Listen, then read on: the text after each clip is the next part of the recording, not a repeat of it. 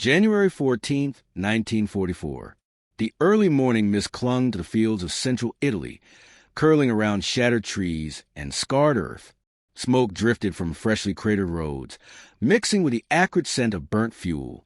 A single Sherman tank rumbled forward, its tracks chewing through mud, treads clattering over fragments of shell and splintered wood. The steel hull bore the scars of battle, gouges from anti-tank rounds, dented armor plates, and blackened scorch marks along its side. Inside, the crew's hands gripped the controls, hearts pounding, eyes scanning for German panzer fire hidden among the hills. From a ridge, German soldiers squinted through their periscopes, binoculars trembling in disbelief. Another Sherman, battered and bleeding smoke, was moving toward them. How could it still drive? Their earlier rounds, carefully aimed, should have ended it. Shock rippled down the line. Murmurs passed among the men. They had seen tanks explode into fire before, but this steel beast endured, returning from apparent destruction like a ghost. The battlefield seemed to pause for a heartbeat. Craters, wreckage, and the distant rumble of artillery faded into the awestruck silence of the Germans. And then the Sherman moved again, unstoppable, relentless, bringing with it the quiet promise of an American counterattack that would soon redefine the fight. The resilience of the Sherman would not only test the courage of its crews, but also shatter the expectations of every German soldier who faced it. By 1941, as the United States mobilized for a global conflict, the Allies faced a pressing challenge: designing an armored vehicle that could meet the diverse demands of modern warfare. The British had developed early tank designs like the Matilda and Crusader, but these were either too slow or inadequately armed. American engineers, drawing from lessons learned abroad, set out to create a medium tank that could balance firepower, mobility, and reliability. The result was the M4 Sherman, named in honor of General William Tecumseh Sherman, a Civil War figure emblematic of relentless determination. The Sherman was never intended to match German heavy tanks one-for-one in armor thickness or gun caliber. Instead, it relied on speed, mechanical reliability, and sheer numbers. Its 75mm gun could penetrate early war German armor, and later variants were upgraded to 76mm and even 105mm artillery to meet evolving threats. But what truly set the Sherman apart was its industrial backing. The United States possessed a manufacturing capacity unlike any other nation at the time. By 1944, American factories were producing nearly 2,000 Shermans per month, a rate that German industry, constrained by bombing and resource shortages, could not match. German soldiers had encountered these tanks in North Africa during 1942 and 1943. Initially, they underestimated the vehicle, viewing it as lightly armored and easily destroyed by their Panzer IVs or 88mm guns. Early encounters confirmed that a single well-aimed shot could disable a Sherman, but the frequency with which new Shermans appeared on the battlefield surprised them. For every tank destroyed, two more seemed to roll forward, repaired, replaced, or redesigned. This relentless supply, combined with American logistical precision, created an enduring psychological edge. U.S. crews trained intensively to exploit this advantage. Maintenance was not a backline chore. It was a strategic necessity. Engineers designed the Sherman with modular components, allowing damaged tanks to be quickly repaired in field depots. Tracks, engines, and gun assemblies could be swapped with minimal downtime. This meant that even a tank severely damaged in battle could be returned to the front within days, a concept that German forces struggled to comprehend. By late 1943, as preparations for the invasion of Italy and later Normandy progressed, the Sherman had become a symbol of American resilience. Its presence was more than tactical. It represented the industrial might and organizational discipline of the United States. While German intelligence cataloged the tank specifications with interest, frontline soldiers often observed the results firsthand. Sherman tanks that should have been destroyed simply kept returning, armored and ready to fight. This perception would only intensify during the European campaigns of 1944, as German forces encountered waves of Shermans, each seemingly impervious to the battlefield's attrition. The design philosophy behind the tank, favoring reliability, mobility, and repairability over brute armor, proved perfectly suited to the attritional warfare that characterized the Western Front. American logistical planning amplified this advantage. Supplies of fuel, ammunition, and replacement parts followed the advancing Shermans with remarkable speed. Forward supply depots were positioned to keep units combat ready at all times. In contrast, German forces often face supply bottlenecks, rely on a shrinking network of rail and truck transport under constant Allied air attack. By the time the 1st Sherman battalions reached the Italian front in early 1944, German soldiers were encountering something unexpected: a medium tank that, while vulnerable on paper, consistently defied battlefield expectations through speed, repair, and relentless reinforcement. The combination of engineering foresight, industrial output, and tactical doctrine meant that the Sherman was more than a weapon. It was a statement of American capacity to sustain and dominate modern mechanized warfare.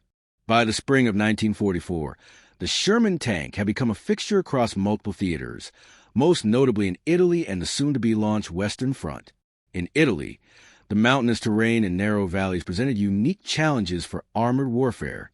German panzer divisions, including elements of the feared Hermann Göring Panzer Corps, had learned to exploit choke points, ambushes, and artillery kill zones. Yet even in this restrictive terrain, Sherman tanks proved unexpectedly resilient.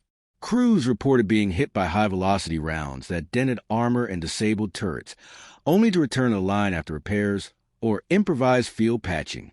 German soldiers observing these tanks were struck by a phenomenon they had not previously encountered. Vehicles that were thought destroyed were moving again within days, sometimes even hours. Normandy in June 1944 would provide a more dramatic stage for the Sherman's resilience.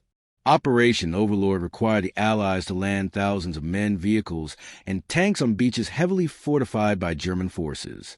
For German soldiers in the Atlantic Wall, the expectation was simple: heavy artillery and anti-tank weapons would quickly neutralize the Sherman's thin armor. Initial engagements seemed to confirm this belief. Dozens of Shermans were disabled in the hedgerows and open fields. Yet, behind the lines, American maintenance crews worked tirelessly.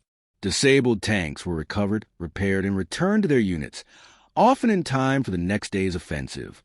The Germans could not reconcile the scale and speed of this recovery. The Germans had developed specialized anti-tank tactics in response to these new challenges. Jag Panthers and Tiger IIs were deployed in concentrated formations, intended to deliver decisive firepower. Engineers constructed fortified positions with interlocking fields of fire, designed to destroy American armor before it could advance. Yet despite superior firepower on a per-tank basis, German forces faced an unanticipated reality.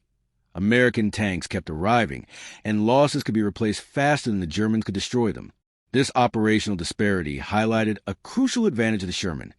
It was not a tank dependent solely on armor or firepower, but on logistical endurance. American doctrine emphasized rapid repair, spare parts availability, and modular design.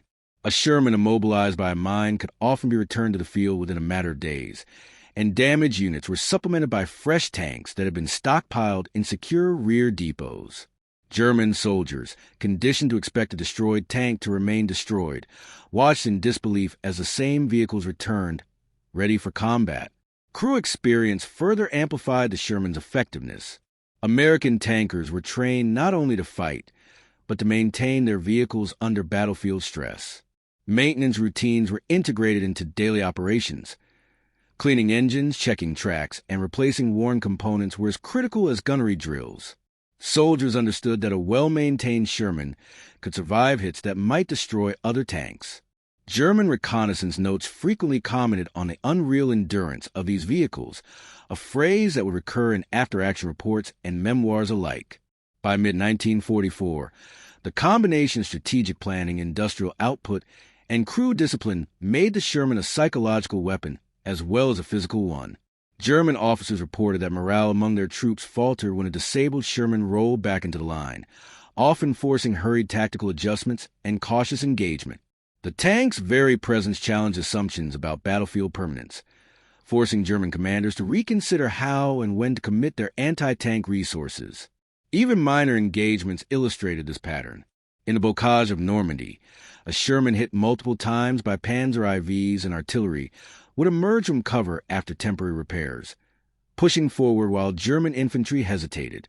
In Italy, American armored units advancing through narrow valleys would see crews patching holes with spare steel or welding improvised armor, only to drive the tanks back into combat the next day. These repeated encounters reinforced a consistent message. The Sherman was durable, reparable, and omnipresent, a manifestation of American industrial and tactical supremacy. The stage was now set for the Germans' most intense encounters with Sherman tanks. Their shock at the vehicle's ability to survive hits, return action, and persist in battle would define engagements across Europe. This relentless durability would shape not only tactical decisions on the front line, but also broader strategic considerations in the Allied push toward Germany. The battlefield had changed, and German soldiers were only beginning to understand the implications. 1. Human angle, crew experience. Inside a Sherman tank, the crew faced a constant balance of tension and trust. The driver maneuvered over cratered terrain, while the gunner tracked targets with precise calculation. Every rattle of incoming fire tested their nerves, yet the crew relied on the machine's design as much as on their own skills. When a Sherman absorbed a direct hit, a glancing Panzer round, or artillery fragment, the immediate reaction was often shock. Instruments vibrated violently, smoke filled the hull, and control levers stiffened. Yet, training emphasized continuity. Maintain composure, assess damage, and keep moving if possible. For many tankers, seeing a fellow Sherman disabled only to return days later reinforced both confidence and awe. The machine was not invincible, but it seemed almost alive in its resilience. Soldiers wrote letters home describing the surreal sight of burnt and battered tanks rolling back into action, a testimony to the blend of human courage and mechanical reliability. Morale among crews remained high, buoyed by the knowledge that even after severe damage, their tank could return to the fight. This psychological edge was subtle but powerful, fostering both determination and a sense of inevitability on the battlefield. 2. Tactical angle, battlefield maneuvers. Sherman tanks were not merely instruments of firepower. They were central to combined arms tactics. Infantry and artillery units relied on Shermans to punch through fortified positions, suppress enemy fire, and exploit gaps in German lines. The vehicle's mobility allowed U.S. forces to execute flanking maneuvers and rapid thrusts, even in the constrained hedgerows of Normandy or the mountainous passes of Italy. When a Sherman was hit and temporarily disabled, doctrine called for immediate recovery or substitution. Commanders would redirect nearby tanks to cover the disabled unit, maintaining the momentum of the advance. This meant that German forces, expecting destruction of American tanks to halt operations, were often caught off guard. Their planned ambushes or anti-tank traps yielded diminishing returns as the U.S. maintained the initiative, reinforcing the impression of an unstoppable armored force. 3. Technological angle, armor, armament, and repair. The Sherman's technological design was central to its battlefield resilience. The medium tank featured sloped armor that increased effective thickness against certain calibers, and its relatively lightweight engine allowed for both speed and maneuverability. The main gun, initially a 75 mm, was upgraded in later models to 76 mm and 105 mm variants, enhancing anti-tank capability. Crucially, the Sherman was built for repairability. Engine components, tracks, and turret mechanisms were modular. Field workshops and recovery vehicles allowed damaged tanks to be returned to combat rapidly. Even a vehicle with its engine hit or track destroyed could be brought back to fighting condition within hours or days. German forces were unaccustomed to such rapid regeneration. They expected permanent losses after a single successful hit. This technological philosophy, favoring durability and maintainability over sheer armor, created a cumulative battlefield advantage that reinforced the Americans' tactical dominance. 4. Leadership angle, U.S. command strategy. American generals understood that the Sherman was more than a machine. It was a tool of operational endurance. Officers like General Omar Bradley and General George S. Patton emphasized mobility, combined arms coordination, and rapid logistical support. Orders were precise. Tanks were to advance aggressively, supported by infantry, artillery, and air cover, with damaged units immediately recovered or replaced. This approach relied on a culture of preparedness. Supply chains were mapped meticulously, ensuring that fuel, ammunition, and spare parts kept pace with advancing units. German commanders, observing these operations, noted the American ability to sustain offensives in areas where German forces struggled with attrition. The strategy magnified the Shermans' perceived invincibility, not because the tank was impervious to hits, but because the system supporting it was nearly flawless. 5. Enemy-angled German shock and reaction. For German soldiers and officers, encountering the Sherman challenged long-held assumptions. Initial doctrine relied on the premise that armored targets, once disabled, were permanently neutralized. Yet across Italian valleys and the fields of Normandy, they saw battered Shermans return, repaired and ready to fight. German reports describe bewilderment and psychological strain, as crews struggled to comprehend how the Americans could sustain continuous armored pressure. This shock affected battlefield decisions. Ambushes were often executed hesitantly, with soldiers overcompensating for fear of unseen reinforcements.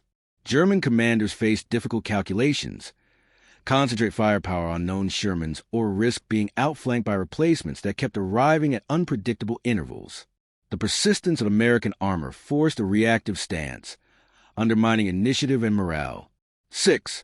Moral/psychological angle. Impact on morale. The Sherman's resilience had profound effects on both sides' morale.